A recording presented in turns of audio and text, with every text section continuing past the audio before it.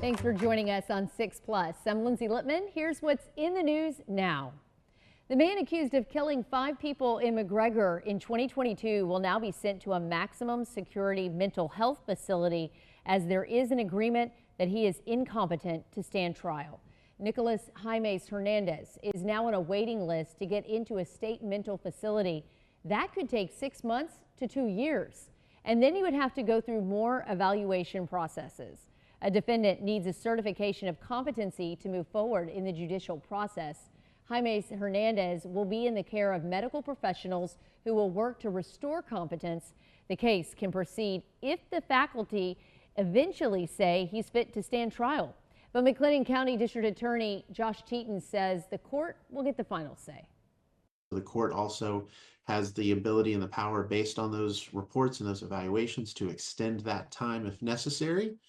And or at some point, you've got 2 tracks. If it comes back that he is now competent, then we can move forward towards the direction of trial.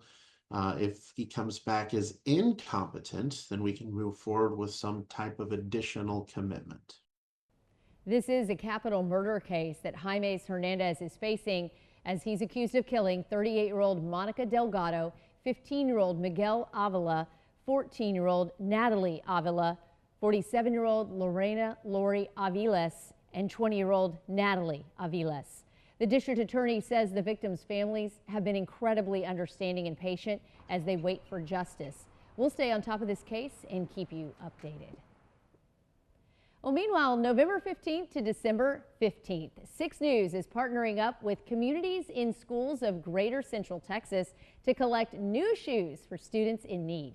This is the 17th year of their annual Shoes for Kids drive, where they try to stock up on shoes to give to students in need year-round. Communities in schools of Greater Central Texas services over 6,000 students in the area. The local organization has a mission to keep kids in school, whatever it takes, and that includes making sure they're confident and they're able to put their best foot forward.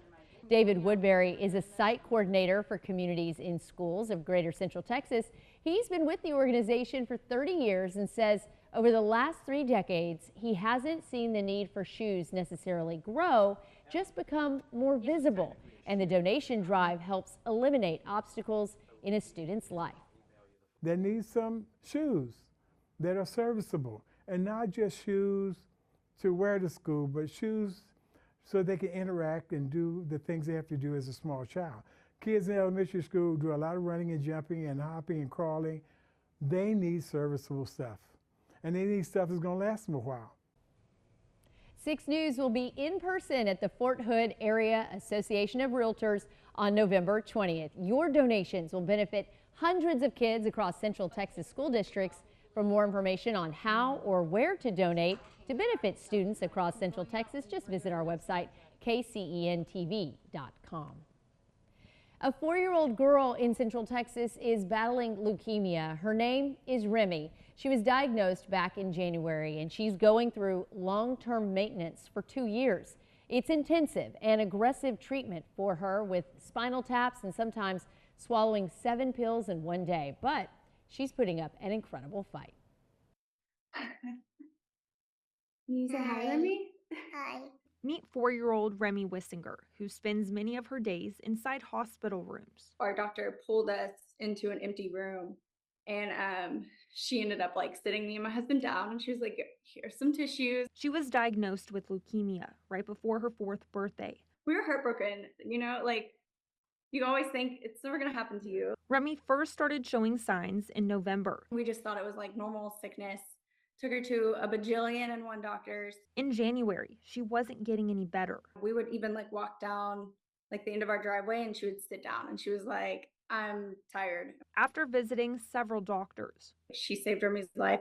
One finally looked at Remy's blood work. Mind you, I've asked like a million doctors to run blood work on her. And finally, this one was like, yeah. It was a diagnosis that took this family by shock. It was very tough. Alyssa, Remy's mom, is in PT school, and her husband is a Belton firefighter. They're right by Remy's side helping with the fight, and so are Central Texans. We're very, very thankful, like from the bottom of our hearts. People organized a benefit in West. It amazes us every time we think about it, because we do not like to ask for help. All the money will go toward hospital stays and medical bills. All the expenses that we did not see coming with this. It's why the Wissinger family loves this community so much. You don't see it every day, and so it's just great to see everybody love your kid. Reporting for 6 News, I'm Sydney Deshawn. It's all happening November 17th in West at KC Hall. Kendra Scott will have a booth. There'll be silent and live auctions, raffle prizes, a gift card tree, kids games, and $15 food plates. Border agents in Pharr have found more than $3 million worth of meth hidden in crates of Serrano peppers. According to U.S. Customs and Border Patrol, the driver of a tractor trailer tried to cross into Texas with the pepper shipment. Using non-intrusive inspection technology, though, agents x-rayed the inside of that trailer. The scans showed more than 2,000 pounds of meth mixed in with the peppers. They took both the meth and the vehicle. Homeland Security is investigating the driver. The first batch of bills for the Texas legislature have been submitted. One was introduced to catch people that break school bus laws. The initiative was first started in Florida, where cameras were installed on the side of buses to catch drivers that drove around stopped school buses. After the cameras were put in, tickets for that offense jumped from $3 a month to $40,000. Well, now Texas lawmakers will vote to install the same system for our school buses. One bill could bring cheaper prescription drugs to Texas. The bill aims to create a program to import wholesale drugs from Canada and the EU. Other-only pharmacies and health providers in Texas will be able to sell those drugs. And another bill that's been introduced could require schools to obey mask mandates. It would add a section to the Texas Education Code requiring students and teachers to wear masks if ordered by their local public health authorities. Current Texas laws ban state and local governments from requiring masks to prevent COVID-19, with a few exceptions like state-supported living centers. Well, fans are pushing for answers after the Dallas Cowboys' own stadium cost them a touchdown during a game. The stadium windows blinded CeeDee Lamb just as he was about to catch a touchdown pass. The windows are a notorious problem and one Jerry Jones doesn't seem eager to solve. Matt Houston reports. It's become as predictable as a celestial event. Once every other year, AT&T Stadium's orientation eclipses the team it hosts. These sun rays are creating havoc. CeeDee Lamb was wide open. Dallas with a chance to take a first-half lead. And it looks like he couldn't quite pick it up there. Yep, he says it right there. AT&T Stadium faces east-west with in-zone windows, notorious for their transparency. After daylight saving time ends, just about every afternoon game in Arlington looks like this. Again and again, it's made for terrible television, but great radio. Both teams have to deal with it. Why would you want your team to deal with it? Ever. It's your home stadium. Ever. In 2016, the stadium's architect told the ticket the venue's position allows for more development around it. He directed questions to the Cowboys today. Jerry Jones addressed the debate unprompted Sunday. So we do know where the damn sun's going to be. The stadium has curtains that hang during concerts and other events. When asked why they don't cover the windows during Cowboys games, Jerry said, "Let's tear the damn stadium down and build another one." Are you kidding me? Are you in favor of curtains? Yes, 1,000%. CeeDee is not the first Cowboy receiver to complain, just the latest. Fans say this might actually be a welcome distraction from their 3-6 football team. That should be the least of your worries. If I get beat by 28 points. Less than 24 hours after the game, workers covered the east side windows with a promotional ad. Friday's Mike Tyson-Jake Paul fight. It will almost certainly come down before the next Cowboy game. Proof there's only room for one star in this town. In Arlington, I'm Matt Houston. And just like that fan mentioned, the Cowboys lost that game 34-6 to the Philadelphia Eagles. Well, for the very first time, an American barbecue joint has been awarded a Michelin star. Corkscrew Barbecue in Houston has lines out the door as they serve up their award-winning ribs. The Michelin Guide awarded 3 other barbecue spots in Texas, including Austin's La Barbecue, Interstellar Barbecue, and the Leroy and Lewis Barbecue Food Truck. There are only 2 other barbecue restaurants in the world to get Michelin stars for barbecue, and one is in Singapore and the other one is in Taiwan. To break down the Michelin Guide ratings, 1 star is for excellent food, 2 stars means that restaurant is worth a detour. A restaurant with 3 stars is worth a special trip. All 15 restaurants awarded in Texas got 1 star. Well, up next, Chief Meteorologist Matt Farrell has your Weather 101. Thanks for watching In the News. I'm Lindsay Lippman.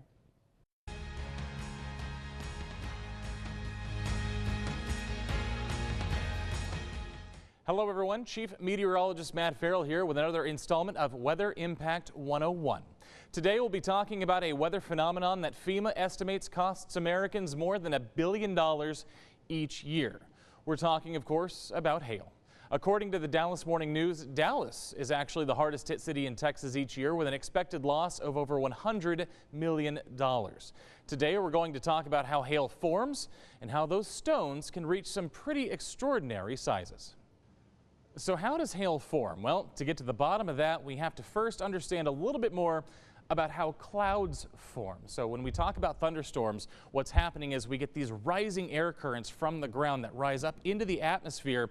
And since the atmosphere near the ground cools with height, that humidity eventually condenses into a cloud and eventually rain from there. These rising currents of air are called updrafts. They also play a key role in how hail forms and how large it can get to be. So what happens is updrafts carry these water droplets well up into the atmosphere, especially in some of these larger storms that can get to be 30 to 40 to 50,000 feet above the ground. They eventually get to a point where the atmosphere is below freezing. We call that the freezing level. So as updrafts carry these drops of water up above the freezing level, as you might imagine would happen, those water droplets freeze into hailstones. Now, the strength of the updraft really determines how large our hailstones can be, because what's going to happen is once you get updrafts carrying these hailstones up above the freezing level, it's a little bit of a trampoline act. The hailstone tries to fall back out, but then that updraft carries it back up above the freezing level, and this process will continue until that hailstone gets too heavy. So what's happening is as that hailstone drops below the freezing level, it's collecting more water. And then the updraft carries it back up into the freezing layer. What happens is it's actually adding more water and then freezing, adding more water and then freezing. So if you were to cut into a hailstone, you would actually see this process much like if you were to cut into a tree. You would see the rings in the tree trunk. It's telling you how long it was up there and how many times it dropped below the freezing level and then climbed back up above. But eventually, what goes up must come down. Eventually, this hailstone will get so heavy that it no longer is able to be supported by the updraft, and that is when it falls to the ground. So in that way, the stronger the updraft, the larger the hailstone, because eventually the updraft just cannot support the weight of that hailstone anymore, and it falls. So with smaller hailstones, that tells you there's a weaker updraft, and with those very large hailstones, that tells you there's a very powerful updraft carrying up into the atmosphere. So how large can these hailstones get? Well, they can get pretty big, and we always come up with ways to kind of make it make a little more sense. When we talk about something being 1 inch in diameter or 2 inches in diameter, that doesn't necessarily always tell the whole story, so we come up with these comparisons, and I just want to go through a few of them with you right now. So the smallest hailstones that we usually get, about 1/4 inch in diameter, that's a pea. That's your basic green pea or sweet pea that you might get from the grocery store. Going up from there, once we get to 1/2 inch diameter, well, that's a marble. The other way we can look at it is as we go from marble to penny, we don't typically use the marble designation too much anymore just because marbles aren't as popular as they once were. But at that point, we can usually pretty confidently say it's the size of a dime. From there up to 3/4 inch, we go up to the penny size. Nickel size is 7/8, but since we so rarely see that fraction, we usually don't talk about nickel. What we'll say is if they're 3/4 inch to 1 inch, we'll say, pennies, nickels, and quarters. But this is what we always refer to as pocket change sized hail. So if you hear us say pocket change sized hail on air, we're talking about pennies, nickels, and those quarters. Now, once we get up to quarter size, that's 1 inch in diameter, this is where things become dangerous. This is where they become damaging and also can cause injury. So once we get up to that quarter-sized hail, that 1 inch diameter hail, this is where we'll start to see severe thunderstorm warnings get issued by the National Weather Service to let you know that potentially destructive hail is on the way. From there, things get very dangerous. When we start talking ping pong ball size hail, that's 1.5 inch. Golf balls are 1 3/4 inches. Hen eggs, and we say hen eggs, but all eggs that we eat at home, the ones we get from the grocery store, the grade A large eggs, those are hen eggs. So this is just an egg, but that is 2 inches in diameter.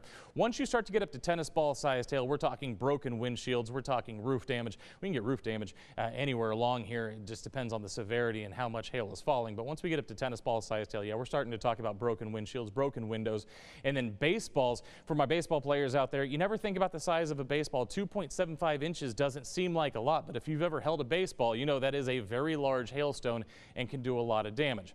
After that, this is super rare. When we start talking about softball and grapefruit sized hail, we rarely see 4 to 4.5 inch hail. That is very large. That would be very destructive and deadly if you were caught outside when hailstones of that size are falling from the sky. But again, this is a quick comparison chart of the different sizes of hail that we see fairly commonly. Even though it says very rare and exceptionally rare, it is not out of the ordinary when we get to springtime in Texas for us to see anything from golf ball up to about baseball sized hail. So yes, it is rare, but it is something that we can be guaranteed we'll probably see somewhere in Texas at least once during the spring. So I said earlier that it depends on the strength of the updraft, how large these hailstones can get. Well, think about this. We don't usually feel updrafts. You don't really feel rising air. We feel horizontally blowing winds, but you don't really notice those updrafts. But think about this. In order for us to get just pea-sized hail, you have to have air rising into the atmosphere at about 24 miles per hour. To get marble-sized hail, or those dimes that we were talking about, you're talking 35 to 40 miles per hour there. Once we get up to penny-sized hail.